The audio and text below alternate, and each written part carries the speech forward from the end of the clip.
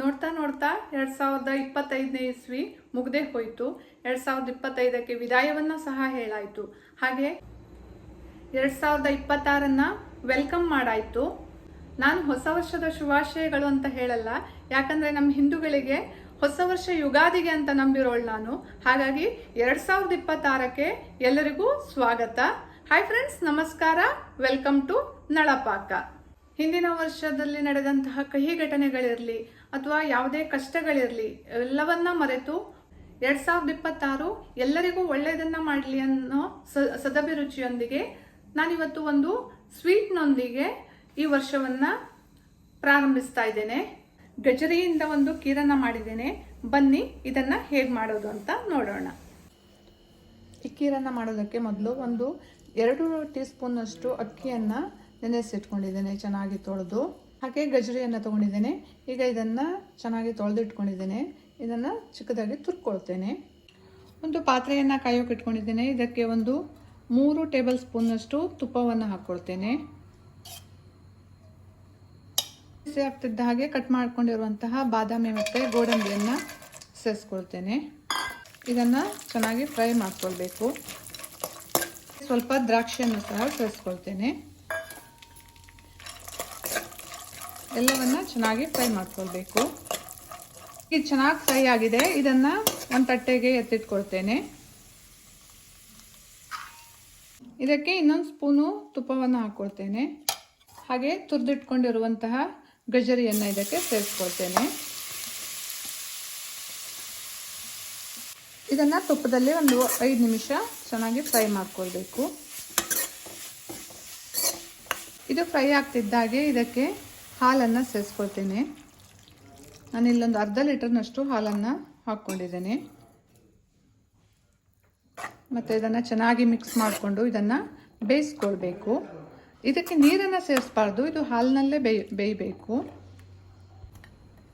ನೆನೆಸ್ಕೊಂಡಿರುವಂತಹ ಅಕ್ಕಿಯನ್ನು ಮಿಕ್ಸಿಗೆ ಹಾಕಿ ತರಿತರಿಯಾಗಿ ಮೊದಲು ರುಬ್ಕೊಳ್ಬೇಕು.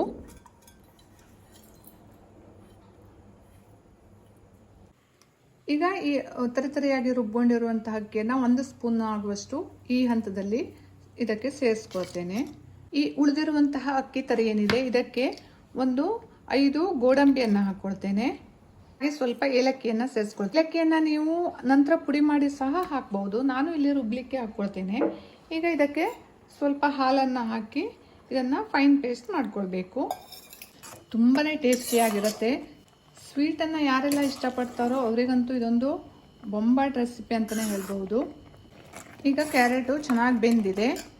ಈಗ ಒಂದು ಬೌಲ್ನಷ್ಟು ಸಕ್ಕರೆಯನ್ನು ಹಾಕ್ಕೊಳ್ತೇನೆ.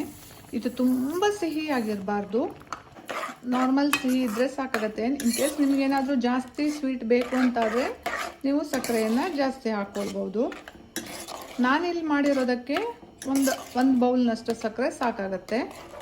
ಸಕ್ಕರೆ ಚೆನ್ನಾಗಿ ಕರಗಿದ ತಕ್ಷಣ ನಾವು ರುಬ್ಬಿಟ್ಕೊಂಡಿದ್ವಲ್ಲ ಗೋಡಂಬಿ ಮತ್ತು ಅಕ್ಕಿಯನ್ನು ಇದಕ್ಕೆ ಸೇರಿಸ್ಕೊಳ್ಬೇಕು. ಈಗ ಇದನ್ನು ಚೆನ್ನಾಗಿ ಮಿಕ್ಸ್ ಮಾಡ್ಕೊಳ್ಬೇಕು. ನೀವಿಲ್ಲಿ ಖೋವಾವನ್ನು ಸಹ ಬಳಸ್ಬೋದು. ಖೋವಾ ಇಲ್ಲ ಅಂತಂದರೆ ಈ ರೀತಿಯಾಗಿ ಅಕ್ಕಿಯನ್ನು ರುಬ್ಬಿ ಹಾಕ್ಕೊಳ್ಬೇಕು. ಖೋವಾ ಹಾಕ್ಕೊಳ್ತೀರಾ ಅಂತಾದರೆ ಇದನ್ನು ಸ್ಕಿಪ್ ಮಾಡ್ಬೋದು.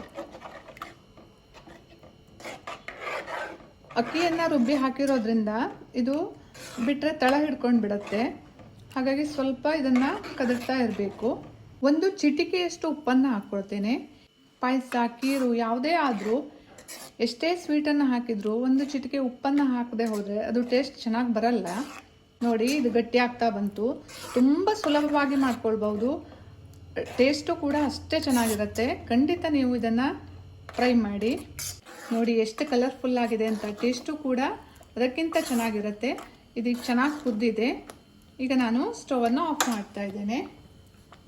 ಹಾಗೆ ಈ ಹುರಿದಿಟ್ಕೊಂಡಿರುವಂತಹ ಡ್ರೈ ಫ್ರೂಟ್ಸನ್ನು ಇದಕ್ಕೆ ಸೇರಿಸ್ಕೊಳ್ತೇನೆ.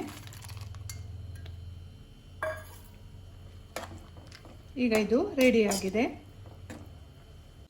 ಇವತ್ತಿನ ನನ್ನ ಈ ವಿಡಿಯೋ ಇಷ್ಟ ಆದರೆ ಲೈಕ್ ಮಾಡಿ, ಶೇರ್ ಮಾಡಿ, ಕಮೆಂಟ್ ಮಾಡಿ ಹಾಗೂ ಸಬ್ಸ್ಕ್ರೈಬ್ ಮಾಡಿ. Thank you.